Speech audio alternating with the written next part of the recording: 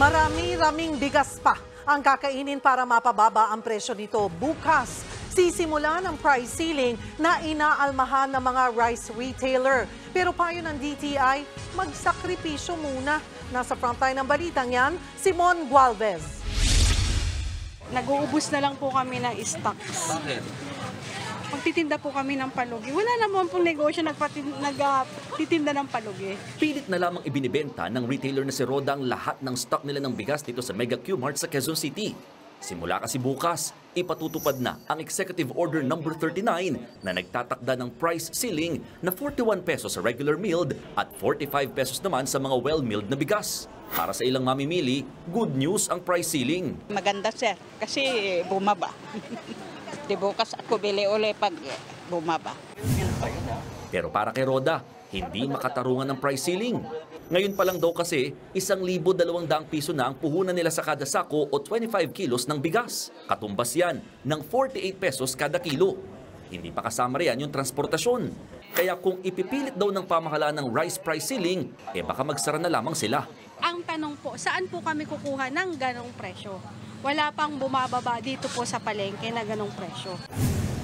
Payo ng Department of Trade and Industry sa mga nagtitinda ng bigas, magsakripisyo muna. Hinihingi ng pamahalaan yung sakripisyo ng mga retailers na tumulong rin sila sa mga mamamayan, sa nakakarami. Based sa computation namin, pwede kasing ibenta pa na siguro hindi naman lugi, baka wala lang alang kita.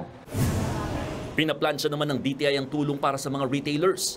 Handa rin daw ang gobyerno na mag-import ng bigas kung kakailanganin. Pero heto ang napansin namin sa pag-iikot sa Mega Q-Mart sa QC kanina. Halos lahat ng binibentang bigas dito sa Mega Q-Mart ay pawang mga special at premium rice na hindi bumababa. Sa 50 pesos ang presyo kada kilo. Ang problema, wala raw kasi bumabagsak sa kanila ng mga tinatawag na regular at well-milled rice.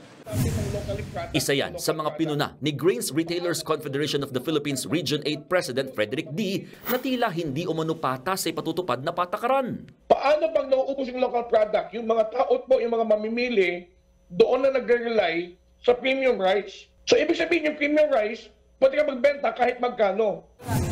Ang samang industriya ng agrikultura o SINAG, suportado ang price ceiling pero sana raw wag namang ura-urada. Baka kailangan pang magbigay ng konting panahon ang ating gobyerno, at least a week, para lang maubos ng mga retailers yung kanilang mga nakuwang stock sa sinasabi nilang mas mataas na presyo.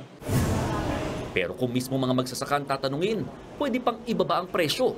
Ang ilang binibenta nga raw sa merkado ngayon ay yung mga inani pa noong Abril at Mayo. At kung tutuusin, may ibebenta ang bigas sa halagang 34 hanggang 36 pesos.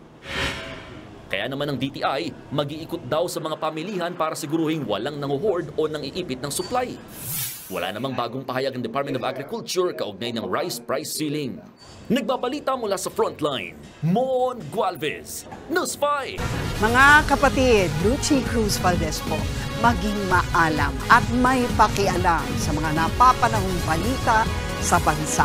Tumutok at mag-subscribe sa News 5 social media pages.